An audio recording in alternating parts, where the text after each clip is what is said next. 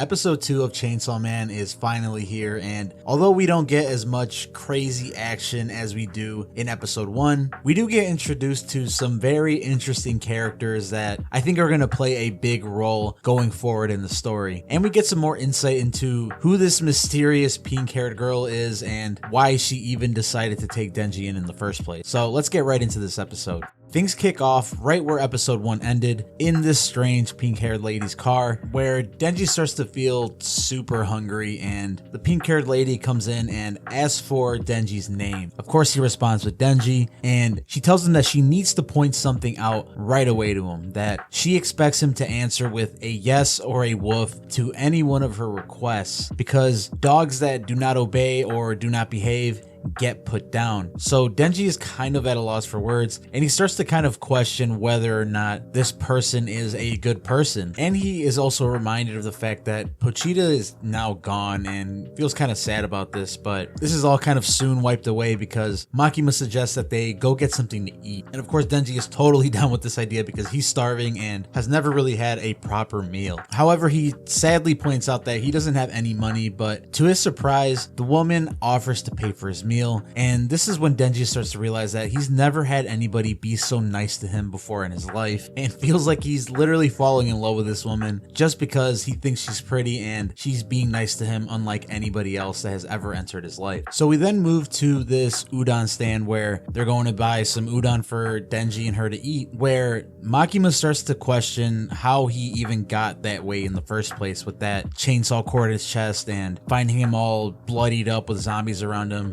And Denji goes on to point out that he had a pet devil named Pochita that gave himself up to become Denji's heart and save his life. And of course he's saddened by the fact that Pochita is now dead because of him, but the woman assures him that Pochita is still very much alive inside of him, and she knows this because she has a really good nose for things like this and can still smell that Pochita is still alive inside of his heart. Denji is of course comforted by this and suddenly passes out due to being so exhausted and having lost so much blood. But he wakes up on this bench with the woman where he has his bowl of udon in front of him, and she asks him if he can feed himself, and as Denji's responding with yes, he realizes that this is like an opportunity for her to feed him, so he quickly changes his answer to no. To his excitement, she starts to feed him and asks for her name. Now this is where we find out that her name is in fact Makima, and after this he asks her what kind of guys she likes, and after taking a moment to think about it, she points out that she likes the Denji type. And this obviously stuns Denji because he doesn't really process what she says, but eventually he kind of puts 2 and 2 together and it was like, hey, I'm Denji, right? So we kind of fast forward to them walking through Tokyo, and he's still kind of daydreaming about this whole scenario, and he realizes that, you know, if she likes him, then eventually they can be together. But they then arrive to this building that is apparently the headquarters for public safety, where Makima starts to describe that there are over 1,000 devil hunters in Japan, and public safety is the best place to work because they have the best benefits for devil hunters. But of course all of this goes over Denji's head because he's still just thinking about Makima and how badly he wants to be with her. But we then move on to her office where she hands him a uniform, which she then explains that every public safety devil hunter has to wear this kind of uniform. And as he's putting the uniform on, she mentions to him that he'll be working with a partner, and this is when we're suddenly introduced to this new character that is going to be Denji's partner going forward, Aki Hayakawa. Denji of course is super pissed at this because he thought that he was going to be working with Makima and doesn't want to work with this guy, but Makima assures him that if he does a good job then they can work together eventually, which definitely motivates him. So as they're walking down the street, Denji asks Aki if Makima has a boyfriend, but Aki seems to not give him any sort of response, and is kind of foreshadowed in the previous scene that he doesn't really like Denji, and we're going to kind of find out why in a moment. So he keeps avoiding all of Denji's questions and just tells him to follow him into this alley. So as soon as they get into this alley, he just randomly starts to beat up on Denji, telling him to quit being a public safety devil hunter because only people with strong convictions and with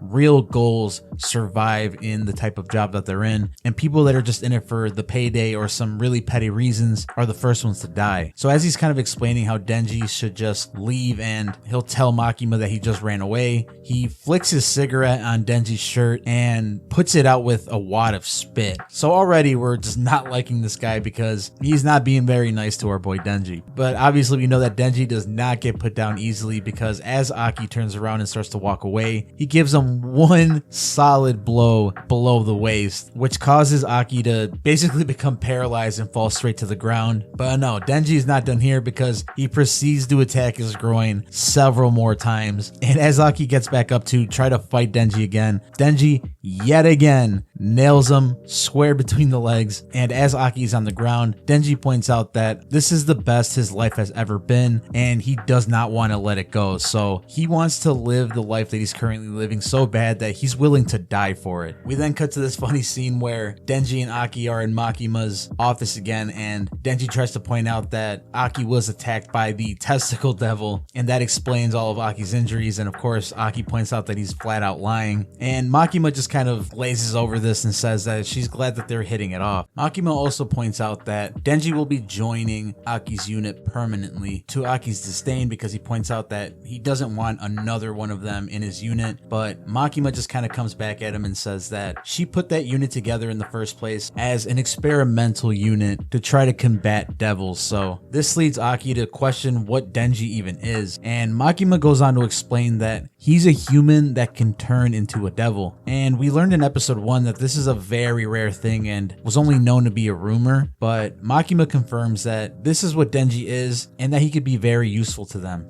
So Aki points out that Denji is now going to be living with him, so he can keep an eye on him. And as they're walking to Aki's house, Denji asks Aki if Makima is a good person. Aki responds by telling him that she actually saved his life, so she definitely is a good person. So as Denji keeps thinking about Makima and they're at a streetlight, he points out that he wishes that he'll get to hug Makima again, which completely throws Aki off, because he's completely surprised that she let Denji hug him, and Aki of course has some kind of feelings for Makima as well. So he's probably pretty jealous at this point. So they get to Aki's apartment, and we see that Denji's putting all these different kinds of jams and cinnamon and honey on this piece of toast, and he just starts chowing down on it to Aki's disgust. But Denji just thinks that this is the most amazing thing that he's ever tried before. So it's really nice to see that our boy Denji's finally getting to try jam with toast. And we kind of go through this small montage of Denji living with Aki, where he just is this big nuisance to Aki, because we see him bathing and singing loudly while he's bathing and falling asleep on the toilet, things like that would just really piss you off if you had a roommate like that. So after going over this, she lets him know that they have another mission to go on to take out a fiend that is attacking someone's house. So as they cut over to this house, Denji starts to question what a fiend actually is, and Aki explains to him that a fiend is a human corpse that has been taken over by a devil, which kind of leads to the obvious question that Denji asks, where he wants to know whether he's a fiend or not, if that's the case. And Aki kind of responds to him with no, because fiends usually have some kind of characteristics from that devil showing on their head or face, so it's pretty easy to identify a fiend. And I also do want to point out that technically fiends take over dead corpses, and I know it's hard to believe, but in episode 1, Denji technically still didn't die when Pochita saved him and merged all of his body parts together. I mean, it may seem like it because he was literally decapitated, but I guess technically his brain still wasn't dead, which doesn't pigeonhole him in the whole fiend category. So he's something completely different. So after clearing that up, they confront this fiend that's eating a chicken in one of these rooms, and Aki asks Denji to show him what his powers can do and kill the fiend immediately. Well, Denji just takes the easy route and totally chops his head off in one swing with an axe. And when Aki questions him as to why he didn't show him his powers like he asked, Denji points out that he just wanted to give him a painless death, seeing as how Denji could have easily become a fiend a lot like him. So he's kind of giving off the impression that he has sympathy towards fiends. And this of course pisses Aki off, because they're devil hunters, so their job is to kill fiends. And he starts to point out that all the officers outside risk their lives every day to fight fiends, and Aki himself has had his entire family killed by a devil. So everyone around him is taking this job serious other than Denji. So with this, we kind of get a little bit more of a reveal of why Aki is so jaded and seems to hate devils and fiends so much. Because hey, you know, if you had your entire family killed by one, you would probably hate them as much as he did, right? So Aki leaves the room, and after this, Denji reveals that he really didn't want to chop his head off with his Chainsaw Man form because things would get super messy, and he really didn't want to get blood on these nudie magazines that are on the floor. So he's happy that the bag is now secured, and starts to kind of think about what Aki was saying, and points out that everybody has some kind of goal or dream that they are chasing after that really motivates them. And Denji has everything that he could ever want, but he still feels like something is missing. And as he's kind of going over what each one of the people outside's motivations might be, Denji realizes that he needs something to keep pushing him forward and give him something to really strive for. And this is when he comes up with the amazing idea that his primary motivation is going to be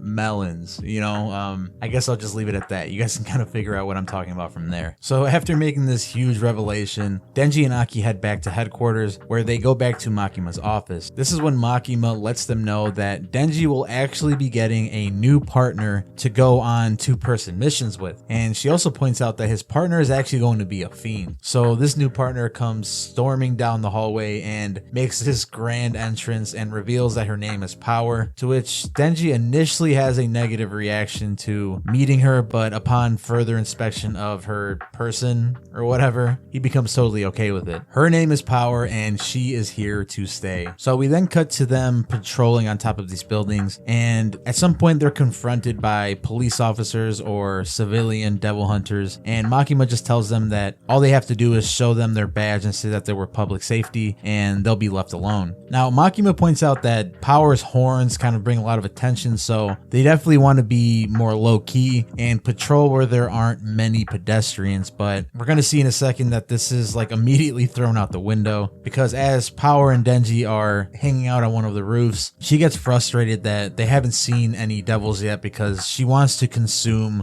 some blood, and points out that she is the blood fiend, and at some point she was a blood devil that was feared by all. She also goes on to explain that her being the blood devil is probably the cause for them not having any type of action on their patrol. So Denji kind of gets pissed and points out that how are they supposed to get anything done then, and realizes that since Aki put them together, he must have set him up for a complete failure right from the jump. And obviously we know that this is probably not the case, but before he can really parse through this whole thought, Power actually gets a whiff of blood and starts storming towards it. Denji chases after her, and we are then cut to this civilian devil hunter that's calling the police, saying that the sea cucumber devil is in front of him, and you know, things seem under control. But Power takes the opportunity to leap from the building that they're on, slits her wrist, forms a hammer out of the blood that comes out of it, and completely obliterates the sea cucumber devil. And she starts maniacally laughing, basically praising herself for killing this devil, and this is where the episode ends pretty abruptly. Now we can take a couple things from this episode that kind of adds to the world building that we will be seeing in the next couple episodes, along with some, you know, action of course. Now the first thing is that we learned what fiends are. Now fiends are different from devils because they are a devil that has taken over a human corpse. Now the reason they do this is that although devils can recover from any sort of damage by consuming blood, when there is no blood around or a devil is on the verge of death, they use this as a last resort, where them not wanting to die leads them to take over a dead human. Now, one thing I will explain right now that I don't really think is spoilers here, so you don't have to worry about that, but the powers that a fiend has are heavily diminished versus what they would have if they were still in their devil form. So basically a fiend is just kind of a watered down version of whatever the devil version of them is. We also come to find out that there is a organized group that is actually dedicated to handling these devil problems. problems, which is public safety. So we know that devils are actually a major problem in this version of the human world. So they actually have to have hundreds and even thousands of people dedicated to taking care of them and keeping the public safe. Now, to this point, we've seen several devils. We've seen the tomato devil, the zombie devil, and this sea cucumber devil. And what we can kind of take away from this is that seeing as how the tomato devil and the sea cucumber devil seemed pretty weak in comparison to the zombie devil, the power that these devils have